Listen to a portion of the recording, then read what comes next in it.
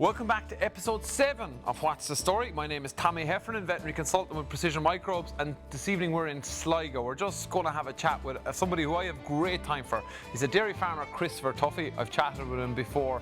I think his attitude alone is worth listening to. We're going to talk about cows, dairy farming and what was a tough year, and a bit about calf health. So come join us while we meet Christopher. He's just about to pull into the yard. Look at the footwear here. I went in, the lads were pouring the house last week at the site, and I landed in with them, and they were trying to, it was about 20 degrees, and they were trying to level cotton. So where the fuck you go, them you? They look like football boots from the 1960s. They're fashionable now, what are they? Everything is I tell you here, I'm going to show you these here now. I had to get more offers. You're talking about fashion. This is the beginning of this is what's the story. Look at them for football. Junior B footballer wearing a vintage Predator Mania. Predator Manias, yeah. Emer bought me them a couple of years ago for my birthday. It doesn't look like they played much football. No, they didn't know, but I'm afraid to wear them because I'm tired. And a rooster like me couldn't be wearing a nice pair of football boots. So I like how tidy and organised the boot is. Anyway, that's what I wear now when I'm playing football. Is the basic. And so these are the farm shoes, are they? They're the farm shoes. They were the going out shoes a couple of years ago. So well, that's a good way to start. As anywhere, as I suppose I'm here in Sligo. I've sort of introduced to her here. Christopher Tuffy, thank you very much for having us. Great to have you back. Back. As you said to me, I'm much more professional now with Mike behind the camera. I was like, what you said? I was like, a YouTuber in his bedroom with my little tripod. So tell people, I suppose, for What's the Story episodes, could be 7 now. Who are you and where are we? So we're back here in County Sligo. So we're kind of not far from the Leitrim border. So this is a lease farm. Yeah. So I'm from Inniscrone, which is 35 miles that way towards the Mayo border. As I told you the last time, we're the right side of the Mayo border. Yeah. So my father had 20 acres around the house when we were growing up. Yeah. Walking cows to rented farm, rented bits and pieces, milking 60 cows, doing an excellent job. Then I came home, done my leaving cert in 08. Yeah. So this time 08, I was probably trying to get out of the classroom, trying to get back at silage or something instead of doing an exam. But I went to college then, done the dairy herd management in Kildalton. Was mad to go milking cows, and this place came up for lease in 2011. We done it up. So actually where the cows are there now, I was just telling you a couple of minutes ago, Tommy, we're a bit tight for grass, so normally you come out here, you'd think the farm would be all lush and green. But no, these fields around here where the cows are. We'll talk about that because it's been a really difficult year for production. Yeah. But go back to anyways, this is most of this ground. Actually, all these fields are covered in rushes. We had to do the farm up, built the milking parlour, got running, got up and set up. So milking here at the end of April 2012 with 90 cows. We've built it up to 150. We've 165 this year. So as I was saying, we're going on to another farm next year. And so all our grazing platform will be leased. Why farming though? I'm stone mad about it. I was only telling this story in the discussion group yesterday that I remember when I went to New Zealand, I said whatever doubts I had about milking cows, I went over there and I came back from New Zealand. I remember I said if that didn't sicken me, but I love milking cows. Like I'd hate machinery work, I hate any of that. All I want is cows and grass, and I suppose everyone is different. But it's just pure cows, the love of cows. And did you know that when you were a young lad at home? You always knew it. Yeah, always. Yeah. That's one thing that you see in farming. It's never really discussed. Is because succession is a generational thing, right? That you have a young family now. Yeah. It's very hard to say that every generation after the next is going to love it as much as. I think it's more now. So I think less people now will go into farming who doesn't love it, because more people have been educated now.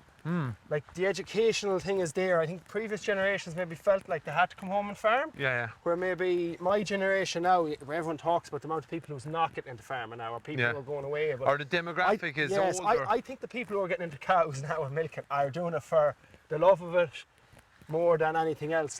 And they see it as a good opportunity, we were chatting with Bruce in episode 4. Yeah. Starting to forget that, it's a business. It is a business, yeah. You want to make money. You have to make money in life. We're going to help the cows, sure. Yeah.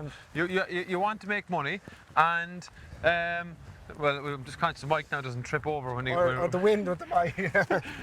No, but you want to make money, right? So, Mike, we might stop here for a minute, and then we'll go into the cows, because otherwise I'd say you'll never keep up with us, right? So it's a business, right? You want to make money, but you have to love it as well, don't you? You do. You have to, absolutely have to. But you also have to get a lifestyle out of it too. And I think that's one thing that's maybe changing with my generation. Yeah. Is weekends off. Sure, look, you'll see the collars on the cows, and people might argue against or for collars or different technologies. You see we have a lily scraper in the shed, or different things, or calf feeder. I suppose it is becoming more labour focused and time off and different things like that. You know, I suppose. So I know this. We might talk about this spring separately, but what is your working week then? Like, what can you say you do a 50-hour week over the year? It's hard to say. This spring now could have been a bit different. But you wouldn't be far off in a normal year. Like we don't do any of the machinery work here ourselves. So for the summer, I do my fertiliser and a bit of topping. Like I don't do slurry, receipt and silage, none of that. That's all contracted out. So I'm focusing here all the time on cows and grass. But like we have half the work now at 150 cows, what my father had 20 years ago with 60 cows. In what sense? So like we were walking, my father would have been walking cows on the road, calving cows. Like autumn calving is tough going. The milking machine was on every day of the year, twice a day. There was no off. It was a very, it's a very profitable system, but it was very intensive. They used to work a lot harder, I think, 15, 20 years ago. And I think there's more, I know people do talk about the labour side of things, but we've no issue here getting relief milkers. We have a good setup, good parlour. You don't have to, the fact that we don't have to walk cows on the road or different things like that, it's very attractive to labour, this farm. You have the right mindset though as well for young people coming in. You're enthusiastic about it. Well, the only thing we always say about the farm here with labour is it's very straightforward. So maybe a couple of lads might milk for one or two other people maybe, and they might say maybe this calf to be fed this time of year, or different things to be done in the yard. Okay. So I was telling you, I was away last night and this morning, like the relief milker, he just had to milk the cows. That was it. You did the first 2 pints of the year last night, you said? No, it was Sunday night, and I had a few more last night, so it wasn't too bad. I was a lot sicker Monday morning trying to cover a silage pit than I was this morning now, but like the relief milker, you only had to come in this morning and milk the cows, and that was it. I had the cows in for the drafting gate. Sorry, the cows were put in for the drafting gate, and I text the eye man what bulls to give it. Now this stage now we're into repeat, so it's all beef, so it's pretty straightforward. But like it was as straightforward as you could get, like. Okay. And I think that's the big thing for me, is that the system is straightforward. Yeah, let's go out and have a look at cows and talk about the production system then.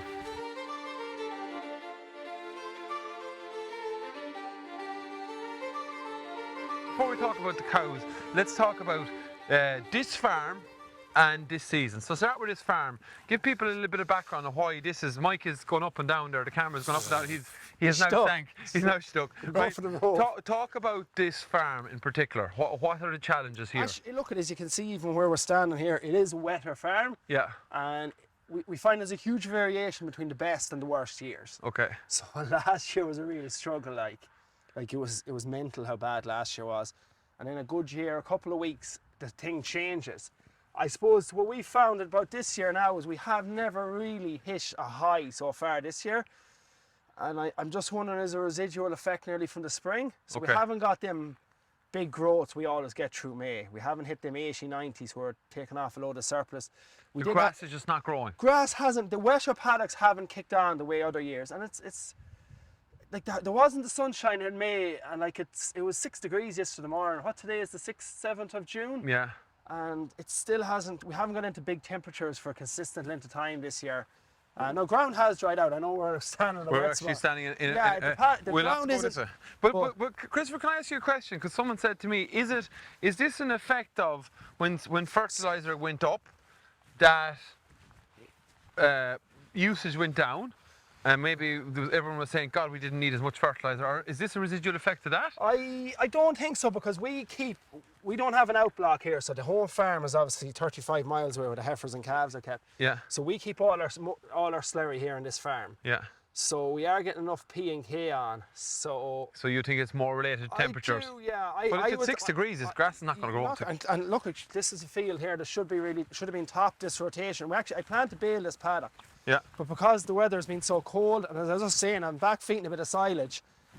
Like there's a lot of clover in this paddock. I was about to say that there's a nice bit of clover. There's a lot of clover, and this hasn't got chemical fertilizer. Even though it's grown, it is putting up a bit small bit more stem. Yeah. Now we're huge fans of clover here. Okay. And we're big believers in what's going on in the research in Solihull. Like this paddock looked $1 million a month ago. Yeah. Now this should have been baled. We probably didn't get the residual we'd have liked through the spring in this paddock. Okay. But yeah, I do definitely think it is an effect of the spring that but it's cool. Like as I said, like it is cold. We got out of the car there, and we both of us, myself and Mike, just before you came, we just both said this is a funny kind of a day. And even look at we're the first week of June. You've a jacket on. We should have the New Zealand shorts on and the shoes on. And as I said again, normally we'd be standing here and like we'd have done a cover last Saturday. Done a farm cover, and I could see I had 5 or 6 paddocks ahead of me of covers of what I would say in a nice wedge, and I had a small bit of a gap to the paddocks we might have pre-mowed or topped a few weeks ago just to try to rectify the quality in them. So the paddocks maybe they weren't grazed as well in the spring, and because we didn't have the buffer of the growth we thought we would through May, we kind of, instead of baling out surplus, we ended up pre-mowing a bit more than we'd like. Like we'd love to be baling 3 or 4 or 5 paddocks here through May, just tidy them up, get them in. And your contract comes in, bales a couple. I mow it myself, he'll rake it and he'll bale it. Okay. So that's the way we'd always do it, but we didn't get that this year. But either way, like our paddocks now that we've topped and we topped our pre-mowed, they haven't grown as well as the rest of the farm. And normally they would, and we'd normally get out of jail, but we just haven't. But it isn't a farm effect here. As I said, we were at a discussion group yesterday. I was saying then, I was putting up on Snapchat yesterday. I don't know, I'm 33 and I'm act like a 13-year-old sometimes. But the amount of guys, the lad in Limerick sent me a Snapchat yesterday, and he was feeding the neighbour over the road, my cousin closer to home. Feeding silage. Feeding's getting tight for grass, especially guys. Good friend of mine had the same problem. He was feeling bad about his own grassland management, but he'll be glad to hear that it's actually. It seems to be, and even again, social media, Twitter, someone put up the other day, it felt more like the middle of November. So it's not just this farm, it's everywhere this year. And like I was just saying to you, it's been such a tough year on farms, or on farmers all over the country. Like, like we had the bad weather last spring, or second half of last summer into the autumn. Tough spring. It has been a tough 18 months, tough 8 months on cows. Like. So you deserve those few points in Sunday night and last night. But, and the other thing that I didn't mention at the start, and I probably mentioned before when I chatted to you, is you're not coming at this as an amateur. You're Farmer of the Year 2022. 2022, yeah. So it's an old title now. So look, really good at what you do and recognised for it, and it's great to see that. So I think a lot of farmers will take a bit of solace in that when you see the good guys who are obsessed with managing grass are struggling a bit with it. Yeah, but sure, look at it. It's just an exceptionally tricky year. It is an exceptionally tricky year, but you have to kind of work with what's in front of you too. Yeah. Because I said, you look across there and you say that's not the greatest quality of grass these cows are in, but we just kind of have to work with what we have at the moment. But everyone is struggling, everyone is struggling, and I think it is an important message, because an awful lot of farmers. That's why I think discussion groups and even a bit of social media is important. And or going to the pub and having a chat with someone. Because farming isn't, we always talk about, it's such an isolating thing. And I walked into the discussion group yesterday, and of course I was fucking late. Anyways, but that was the discussion. Lads were tight on grass, and the guys on drier farms were worried about it coming warm now, and them starting to burn. Yeah. And we're kind of hoping it'll just warm up. That you'll get the growth. We will get a serious kick here now. I can guarantee it. Nearly the amount of moisture we have in the ground here. As soon as it heats, it'll go. We will just bomb. We will bomb. And that becomes a challenge as well, because you're managing grass. Well, I know people who saw us say years ago it was better to be tight than have too much grass, but I'd always disagree. Not now that you have a contractor and you can cut it and just top ring up the contractor there. We'll mow it. He'll rake it up. He'll give off about a few bales, but he'll get bulk down the line somewhere else, which will make it worth a while. But no, it's that's the hope. Again, with the second half of last summer being a bit slightly wetter and the wetter spring, we haven't taken them few bales, and you wouldn't miss accumulating 100 bales in the yard either with that, you know. Yeah. But Tell me about the production system here for people. Give people a. Yeah. You mentioned briefly numbers, but type of cow, type of production system. You're here. What's the figures? What's the sexy metrics? It's a full spring calving system. Yeah. So as I said at the start, my father was a Holstein breeder. Yeah. So looking around. So you broke with tradition. Broke tradition. No more pedigree Holsteins. No, to be fair to my father.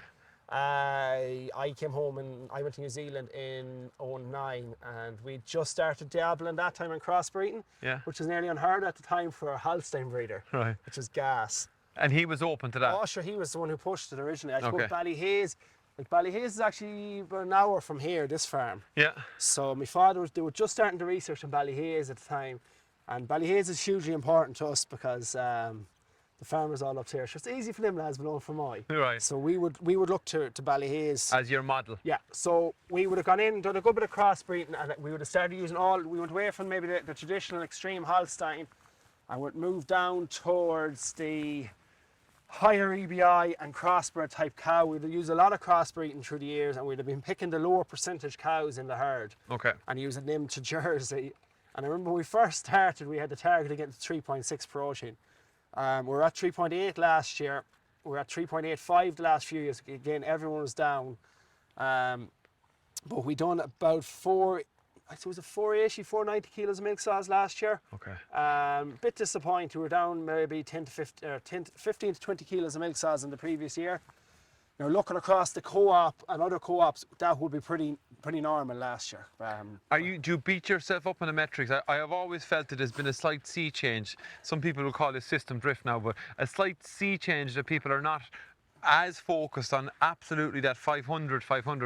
There's a little, because of a couple of factors, the weather being a major one, that you have to, like, if you're trying to hit that target, it can be very hard to do it. Well, the first thing is a lot of, there was this 500 thing for a while. You wanted 500 kilo milk solids from 500 kilos of meal. The reality is most fellas aren't as stocking rate to do that. Yeah. They're too highly stocked and they're being pinched. And we're, like I was telling you, we're going into another farm next year and we're going to drop in both farms about 2.7, 2.8 stocking rate, or maybe even slightly, in around 2.7.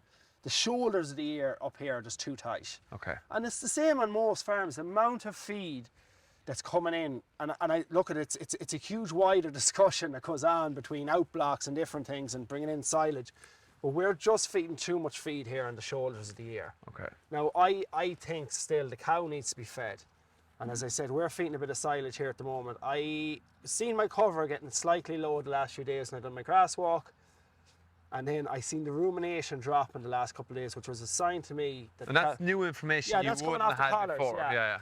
That was a very clear sign to me that them cows aren't being fed fully, and we're just getting a bit tight the last few days. Now they hadn't dropped much in milk. The drop would have been pretty normal considering we're coming into June, but I just said they just needed something else. I thought the covers were getting a small bit lower going into, so we decided just to feed a little bit more silage and mind the cow. But for me, I'm nearly gone back to where my father was 20 years ago. Is the cow is number one, and everything flows from that. Obviously, you have to keep your grass right, and we are generally very good at grass. So cow-centred, Cow-centred, cow has to be kept right. Everything based around the cow, basically, and kept healthy and looked after them. And she will produce then? She will produce. And then, look, I think the collars and the rumination and different things like that has become a huge part of that. So can I just make an observation there? So people would think about dairy farming, maybe make a perception, not within farming, but outside of it, that, oh, cows go to grass, you milk them, you produce milk. Now, so what you said to me is the weather variability changes in grass, and you mentioned huge factors that farmers will get there around covers. Now you've brought in technology and rumination. There's a real science to what we're doing here, isn't there? Yeah, well, well, if you want to put in the collars and the science and everything, like, the difference between grazing a 1200 and a 1500, or even 1100 and a 1500. If a cow was grazing 1100 and she's done it for a couple of days, as our cow's done for a couple of days, she wasn't getting the fill she was meant to be getting. Her rumination dropped, which is a sign to me she was under pressure. And that's kind of tying everything on the farm in together, kind of. It is, to me, it's all linked, like. And do you enjoy that piece having this new bit of information? Like, we'd be here in the morning. That would be on to me, the way the phone, and Even if I was on Snapchat or You were Twitter. probably on Snapchat. You're totally right. Yeah. But I'd be there, no, I'm doing up the cows for drafting for this evening or something like. But no, I do, yeah, I enjoy that information.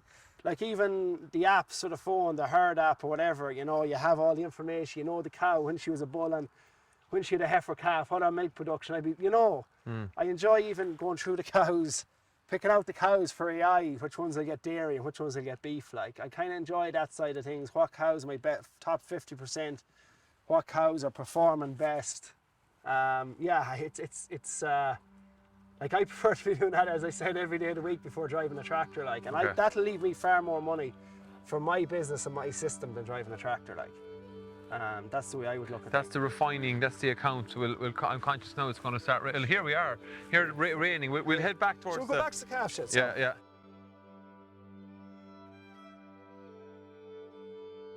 So we're heading back in. It's slightly rainy, wet. Like, it's just not summer weather. But anyway, so you mentioned casually there, new farm. Yeah. Look, we've. Is that a state secret now, right? Like that? No, it's kind of everyone around home kind of knows it now at this stage. You know, we're lucky. Look, the truth is that we're worried long term we might lose this farm. Okay. So another farm came up closer to home. So we've taken on another farm and hope to be milking there next year. So. Right. And yeah, we're really looking forward to a new challenge. And do you need that challenge? Do you need to keep the interest up? You do, maybe, yeah. And I suppose myself and Emer both want to be living closer to home. Yeah. Emer is Ballina, which is 15 minutes from where I'm from. Yeah. So we're building a house close to home, and it's kind of part of the bigger plan of your family and everything. Yeah. So how many kids have you now? We've one. Enough now for the time being, but no. We're delighted. We've another one on the way. So. Oh, very good. Yeah. So we're really looking forward to that. So we've taken on everything this year: a house, a new farm, and a baby. You strike me as somebody, and I was on the phone between getting here, and I was talking about somebody who I know is very easygoing, a bit like yourself, and I'd often be jealous of that easygoing nature that you're able to take it on board. Yeah, it doesn't really. I don't pass much heat of stuff, I suppose. It's kind of maybe just everything's falling together at the time. We're very lucky. We're very grateful to get that farm because it's very hard to get a good farm close to home, and we've gone in with a guy who is. It's a long-term partnership, is it? Yeah, and we're extremely.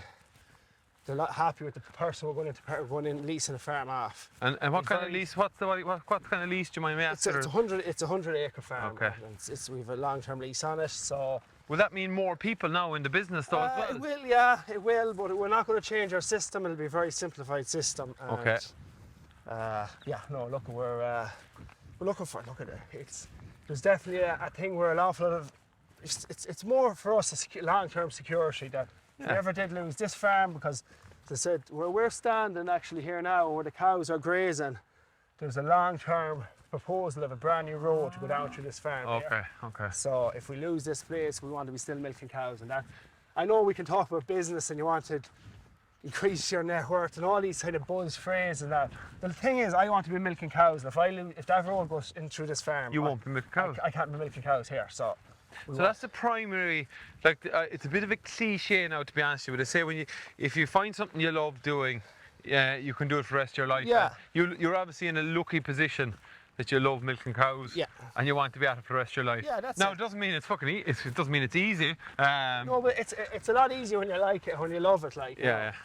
And tell me then about team, because your team will grow then, and you have a lot of people working the farm. You get another crack up down the fence. What are the essence of building a team and having like younger people working here on the farm, and you know that's an element, that's a skill set you kind of have to learn, isn't it? It is, yeah, but again, I'd be fairly relaxed about it. Look, we'll just put in a system in place here that makes it very attractive for young people. Okay. And there'll be no complications. The system will be trying to keep your calving period as short as possible, and we have, as I said again, it'll be a very simple system. It'll be just cows, milking cows, and a few bits and pieces. That's exactly where we'll go down to the parlour farm. Okay, we'll have a chat about calves then.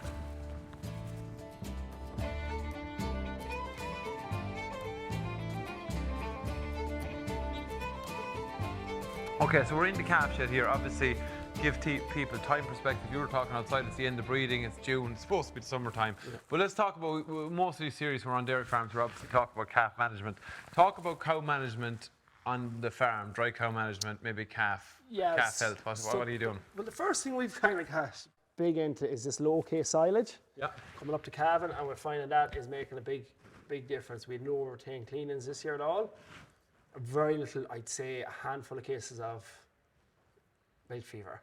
So low K silage, not getting a whole pile of slurry. Special dry cow silage. I'm buying silage off a guy about 10-15 minutes from here, and I know he cuts it early, and he doesn't have a huge amount of stock himself, so he doesn't get a huge amount of slurry. Okay. And I'm relating that back now that I was finding a lot of issues here over the years with cows, with milk fevers, and probably obviously for every case of milk fever, how many subclinical cases do we? So for every one cow you see, you've got 10 that probably might have subclinical. Maybe that's the figure I talk about. We were getting bits of retained cleanings. Now it's improved over the years, but we were taking more silage a few years ago off the grazing platform here, plastering slurry on, or not plastering, but going out with high rates of slurry, and then we were having these issues around calving.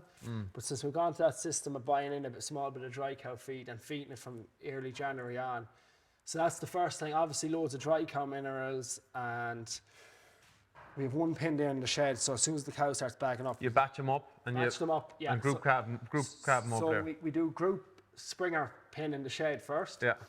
Small bit of soya and oats for the 10 days or once to start bagging. Then Find that a good job from cholesterol quality point of view. And I find a lot of people. When you say a small amount, half a kilo soya, kilo of oats. Kilo of soya and maybe a kilo of oats. 10 days, 7 to 10 days out from calving, and I actually mix the minerals through it just to guarantee for them 10 days they're getting their minerals. Okay. Is there a bit of work on that then? So mineral, soya and oats. Yeah, it's not. Made up every day, no? Yeah, we just make it up out with the bags. It's not a huge. Actually, I generally run 40 cows in that pen, so it's 2 bags. It's handy enough done. And then there's 40 spaces exactly along the barrier there, so it kind of works well. And then so then once the bones start dropping, they go in here to batch calving, and then as soon as plenty of straw.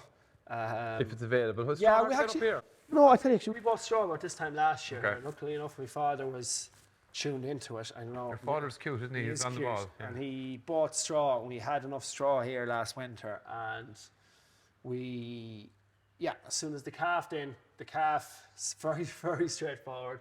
Calf gets its colostrum, its ear tag, and its navel sprayed straight away. Okay. Very straightforward. Bring the calf in here, we might do a group pin for a day or so. You had the individual pins? I don't use the individual pins anymore.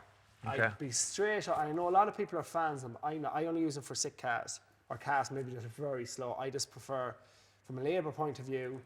There's rumours the last 2 years you haven't had sick calves now, but anyway, I get that again. But, straight in with the colostrum, and then we start grouping them up. Okay.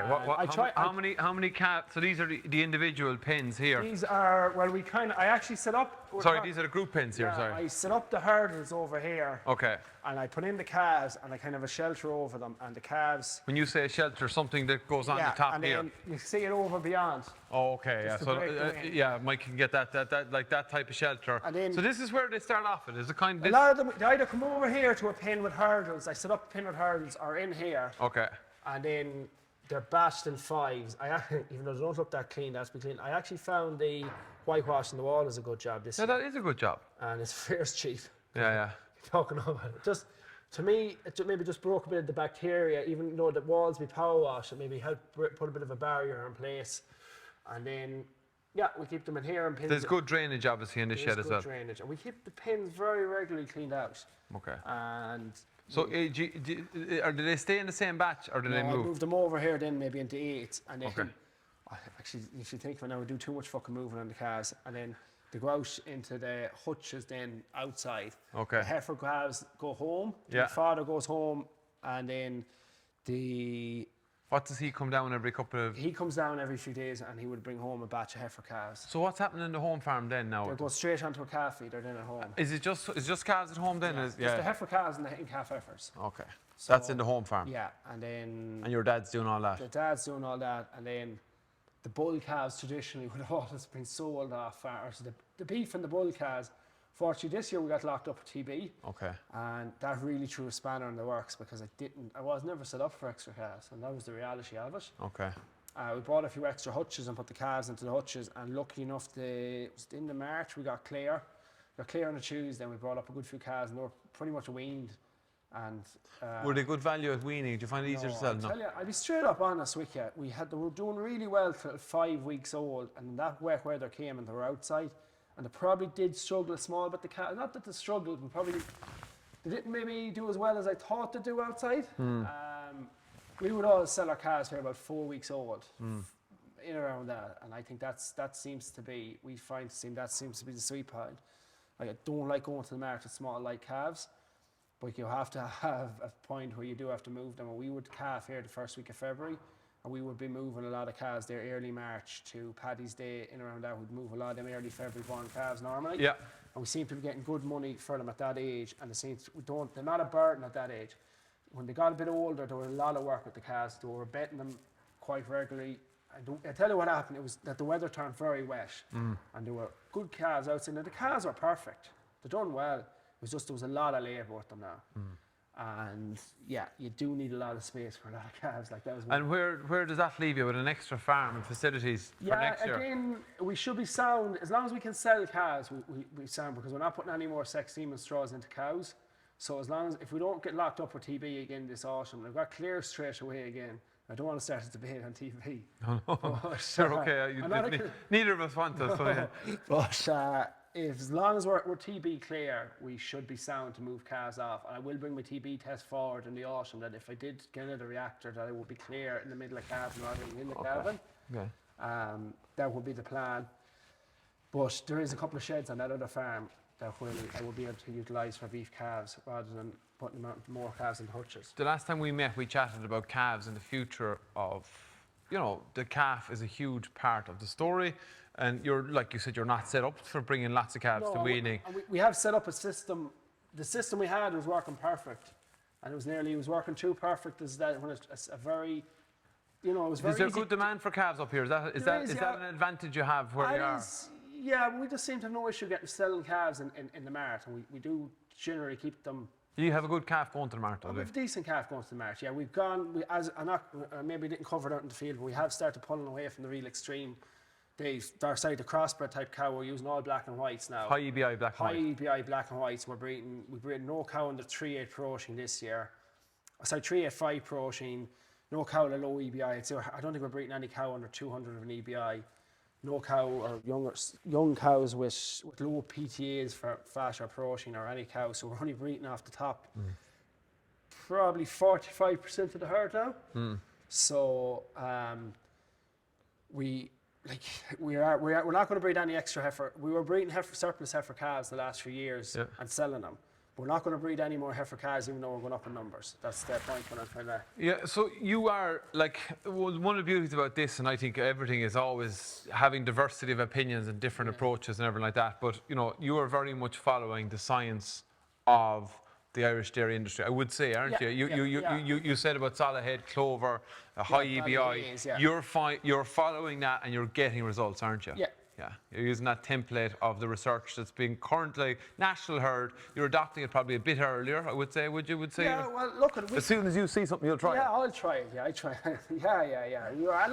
We tried multi-species. We've tried a good few different things. We're using red clover on the silage grounds for trying to make the high quality silage for the shoulders of the year.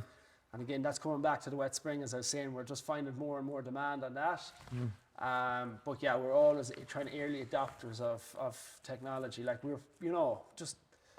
I suppose you nearly be afraid sometimes, and maybe it's a bad thing or maybe it's a good thing, is like by the time you could have missed out in a couple of years, by the time you have discovered something that's as good, so just try everything. And that's good. And the discussion group, an open mind is the first thing, because you never change anything if you don't have an open mind. Discussion groups, the group of farmers, and I've met a lot of farmers in your discussion group, they're similar ilk to yourself. They're not afraid to try things, kind of that environment where you'll all challenge each other. It's quite unique. I don't think you'd see it in any other industry, actually, where a group of sort of business people would come together, rip each other asunder and their systems asunder, and then, maybe go for a pint after, but share ideas, share the nitty-gritty of the business. And that's a great learning environment as well, isn't it? It's a huge learning. It's the biggest learning environment, but we're not in competition with each other. That's the biggest thing. So you're not all bars in the town looking for the punters to come in to drink beer, or supermarkets are different. Like what other industry is not in competition with each other, and it's not even. I suppose, I don't know, is there huge benefits to seeing your neighbour getting on? But I think there's huge benefits if you're sharing your story of what's gone wrong. I suppose someone else has shared theirs, and there's huge learnings in an open discussion on what can be done. Even the negative stuff, like you said there, that like you were in bad form going to discussion groups, you were feeding silage. You know, And everyone was and then to go around and say, like, there's just that, like, oh, Jesus, I'm not the only one. Like. Sir, like I'm in 2 discussion groups, and the local discussion group too is brilliant. Like, like the guy stared, it's the exact same. Like, when there's an issue, everyone seems to have the same issue, you know, and you don't. You don't feel as bad. Like, that's the reality, you know, because a problem shared is a problem halved. Like, you know. Absolutely. On the microbes and calves, you've been using them now for 2 years. Feedback on them? 2 years, yeah. So this is our 2nd year using them. We're very happy with them. Sure, I suppose I discussed this last autumn. I suppose the first thing is the biggest thing for me too is that we're getting less problems. We no real scour outbreak this year. Okay. Which was huge, and maybe it was lucky that we had the extra calves, but that we didn't get a scour outbreak. But no, the calves went really well again this year. The biggest thing I suppose we find about it is it's easy managed, it's very labour efficient, and the biggest labour efficiency is that we're not getting sick calves. Yeah, and time is huge. And I just said before to you that we were using powders before, and I wouldn't knock them. Yeah. But they were very labour intensive, mixing these powders into milk. And I suppose the other thing too is that a lot of these powders, they were sticking to the buckets, and we were finding the buckets harder cleaned and different things. With the microbes, we don't have that issue. Like, when you make it up, the money it costs, it's not huge money. Like, you know. So you're telling me, did you want to give more money? No, I don't. I'm giving you enough fucking money. But like, it's working for you is the main thing. Well, like, if you have a vet here 3 or 4 times a year, and like, there's no point, we're not perfect farmers. We've had that scour outbreaks. Yeah.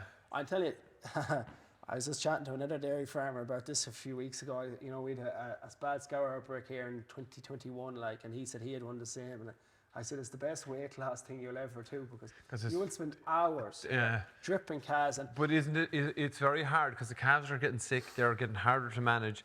You're calving cows. You have lack of sleep, and that's the Irish system. The seasonal system is so compact, and you've got so good at it because you follow the science that you just. Time is so precious. I tell you, the biggest problem we would have found is it will hit at the end of the calving when you just feel that you can see the bit of light at the end of the tunnel.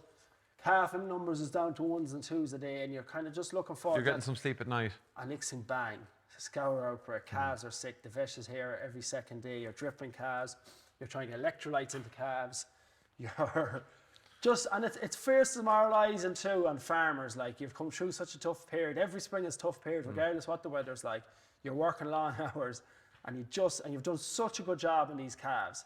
And generally, the big older calves generally get through it, but you have younger calves, and you're trying to keep pens clean, and it's impossible to keep calves isolated. No, it's impossible. I always remember your video of the glacier. Yeah. Like, it is impossible within a yard to break that transmission. Now, we do find it help to have the older calves out in the hutches, and it does kind of, if something does break out, it doesn't spread as easily.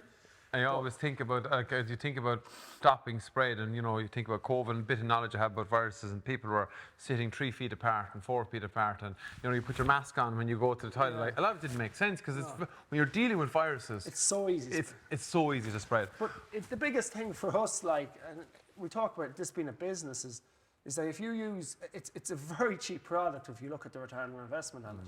And my father, I said it in the previous video with you, is the shine on the calves. Is they're obviously absorbing more nutrients when they're getting that. When the gut is right, everything is right. And they're absorbing everything, and we are doing everything right. We're weighing out our milk powder every day. We've you keep things clean. And it is hard to keep things clean in the spring. It's very hard. And like, we do to start calving every year. We go through with the lads. Only the lads who are feeding calves. But the lads must be good as well. Now I'm judging by your boot. Now the lads must be very good as well. They are good lads, and I tell you. You didn't realise I was slagging you there about the boot now, no? But I don't know. I suppose things aren't. There's no such thing as a perfect farm. No. And this being a lease farm, I would love, like, you go onto the Farmer's Journal there, and see these fabulous calf sheds, and they're the length of this, they're huge sheds, and they're open air, and there's big pins, and we don't have that here. That's the reality. Like, they are small pins. This shed was on the farm when we took over the lease. We had to adapt it, and we still. But I think that's 80% of farms still. Yeah, it is exactly. Yeah. It isn't perfect, but we're not getting as many sick calves as we used to. We're definitely not getting as many sick calves. Your management is good. And I don't think our hygiene has improved any. Well, I like that idea of whitewashing. Does it look the cleanest? I know, but I think people who know farms know what time of year we're at. So we went to Germany on the discussion group trip away last year, and the calf shed was all whitewashed. And I was telling Dad about this, and he was laughing at me. He said, "We whitewashed everything years ago." He said, laughing at me and the whitewash. No, one of the best calf farmers I ever saw, who was a dairy to beef system, a Cavanagh man. He's in Wexford, and he's a brilliant calf farmer, and everything was whitewashed. Yeah, and I just think it's a simple thing, but don't knock simple things, simple ideas that if it's working. I remember we had a talk from Chagas a few years ago, and they were on about the bacteria sticking in the crevices of concrete, and there's power washing, and they were still finding things. And I just thought that if you could paint over it nearly, it'll nearly break that infection. And so we done the shed at home. Keep things clean, yeah. And that's the simple thing there now, is I think it's a JVC, just a milk cart. Yeah. Like, the difference that made this year, no carrying buckets. Yeah. We used to stick the thermometer into that every night and just bought a standard little timer. Yeah. And you come in the morning, the milk will be at the temperature we wanted, and carry down the milk, and the boys would walk away in the milk powder. And then by the time I always keep the colostrum cows, or the fresh calvers, they come in on the last row. Yeah. And then by the time they might have the milk powder, I'd have the whole milk for the smaller calves then. Okay. So it was a fairly simple. Keep it simple though. It's very simple, and it works well.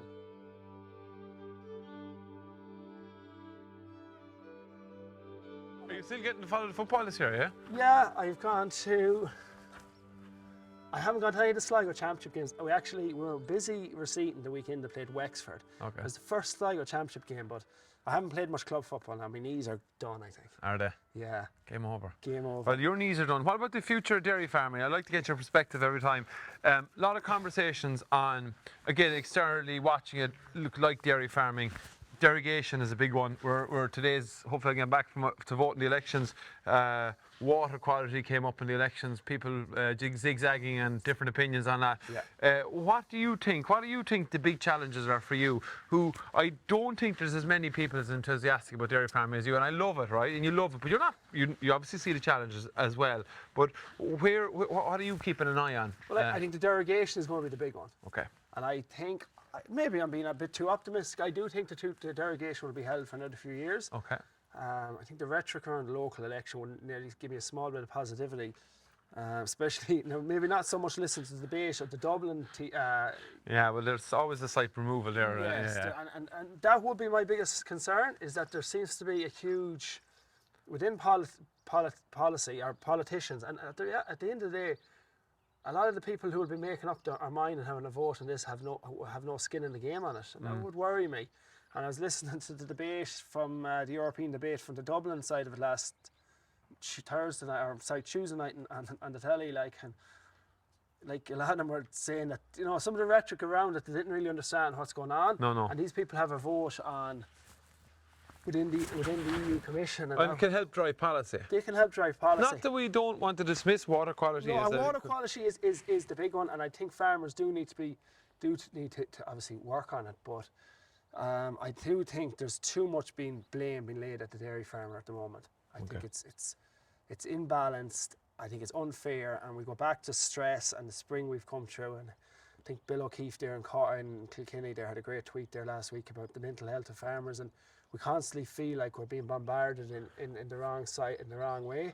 Yeah. And that's a concern for farmers. It's a huge concern. That's hugely frustrating for farmers that we're constantly being bet with this stick. And some of it obviously is fair, but the vast majority. But if you go into every industry, this is what I say to people, and I'm a little bit of an idealist behind it all. Like, I'd love it for all to be, we adopt every bit of biological technology and blah, blah, blah. But the reality is, most of us don't produce food. The vast majority of us don't put on cups on cows. We don't know how hard it is. We don't know what it's like to have cold hands and a wet, shitty spring morning and put it on cups. And that's just the dairy side of it. Tillage, beef, sheep. People don't realise how hard it is. And this is one thing that I've observed that's really changed my mind is, where the hell is the food going to come from? Because if you constantly have, and you're an optimist, and I'm an optimist, and we're positive, but where's the food going to come from if you beat an industry down? Because you need to bring new blood in. We need to have excitement. We need to have Christopher Tuffy talking to young farmers saying, God, look what you need to be doing for 10 years. This is what we're doing with a new farm. Where's that excitement going to come from? Well, that's the biggest thing for me is that people don't realise where their food comes from, and they've no appreciation of how good of a higher quality food we produce in this country. At the end of the day, it's a huge, bigger picture. Like, it's probably going to be people in third world countries that's going to suffer the most, because if the amount of food that's been produced or the amount of food in the world is going to be reduced, it's the countries that, the price of it is going to go up, and it's the lower people on lower incomes won't be able to afford it. But the overall thing on the environment is that milk will probably be produced in a country with a far higher carbon footprint. That's probably the ultimate reality. But I do think that there is a good outlook on farming. I remember when we were younger, growing up, I remember Dad going to IFA protests, going up to Dublin. There's always been challenges, and farmers have always met challenges. And farmers are willing to make challenges, and the vast majority of farmers will make changes to help the environment. It's just whether it'll be enough to reach the climate targets, and all the challenges at the moment seem to be around climate, and it's hard to know where it's going to end up, Yeah. So do you look at 5 years time, 10 years time, or at the moment put the head down and get this other farm going next year and mind Christopher's lot for next year? Is that where you're going to be? No, I do. I was like that a few years ago, and maybe farmers do have to be a bit more clued into the bigger picture too. Okay. I don't think we can be leaving it to a few. I do think we need to be involved in the politics and decision making. I am, of course. I just think we can't all. I think if the positive farmers, or the farmers who have the most to gain or lose by it, aren't getting involved in some point of view, or some point, that the decisions will be made by people who have less of skin in the game. That would be my worry. And now maybe I'm being slightly hypocritical because I'm not maybe doing enough in terms of farm politics at the moment, and I suppose we're at a busy period in life, and you'd often maybe feel guilty that you're not more involved in the AFA or MOCR, these people who are lobbying and doing different things. But it is a bit more encouraging, you go on and you see maybe a lot more intensive dairy farmers are very high up in the IFA and doing very well. The likes of Brian Rush was there. He's an excellent dairy farmer. Yeah. I said Bill O'Keefe, I see a man, Jim Mulhall, and you may keep on naming them all now. Yeah, but you know what I mean? These people, they have skin in the game, and they're the type of people we need lobbying, because they understand the real issues that's going on farms, Well, look, it's good to get all your perspectives again. I look, Farmer of the Year 2022, great outlook, doing a great job. Love the attitude as well. You can put back on your other shoes now again. I might go off playing football now, the fancy boots. Yeah, no, but look, great. Christopher, looking forward. I'd love to be back in a year's time to see where the next unit is, and I've no doubt you'll make a success of it. Yeah. I've said it to you before, you're a breath of fresh air. Come on. So that's it for episode 7. Really interesting discussion with Christopher. The ground is wet. It's like it hasn't felt like summer, but you can see he is really thinking forward. He's adopting science. He's a good attitude. He always has a smile on his face, and he always puts me in good form. So I've enjoyed our chat. So that's it for episode 7 of What's the Story. Join us for our next episode, episode 8. Until then, take care. A fill of diesel and a cup of coffee. I'm heading west for episode 8 of What's the Story. I'm going to visit Damien and Fiona Griffin of Lissegan Stables. Well known in the industry, great people. I think there's enough. If you do things honest and do things right, there's always new customers coming. So I think improvement is everything,